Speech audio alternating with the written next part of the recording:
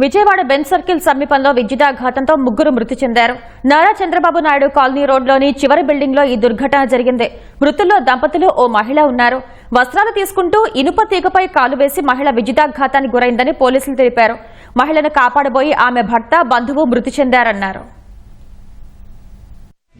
యాక్చువల్గా current short circuit అనిపిస్తుంది. ఇది ఎందుకంటే ఇతని పేరు సాలాది ప్రసాద్ అని చెప్పేసి ఇతను ఇక్కడ గత 2-3 సంవత్సరాల నుంచి ఇదే ఇంట్లో ఉంటున్నాడు.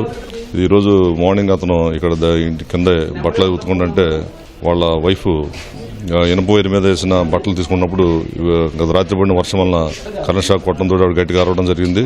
దాంతో ఇతను వెంటనే రక్షించగా అతను వచ్చి ఆవిడని పట్టుకున్నాడు. వీళ్ళిద్దరు గట్టిగా కేకలేయడంతో వాళ్ళ బంధువుల అమ్మాయి కూడా ఇంట్లో ఉంది. ఆవిడ కూడా పరిగెత్తుకొచ్చేయాలని లాగడానికి ప్రయత్నం చేస్తే ఆవిడ కూడా కరెంట్ షాక్ కొట్టి ముగ్గురు కూడా చనిపోవడం జరిగింది. వీళ్ళు దుర్గాప్రసాద్ను ఆమె పేరు ఏదో ఉంది, ముత్యాలమ్మ ఏదో ఉంది. వీళ్ళు మరి ఆ దుర్గాప్రసాద్ మరి ఇక్కడ బట్టలు దూతున్నాడు అంటే వాళ్ళ అరుపులిని ఈయన పరిగెత్తాడు. ఆమె కరెంట్ షాక్ గురైంది.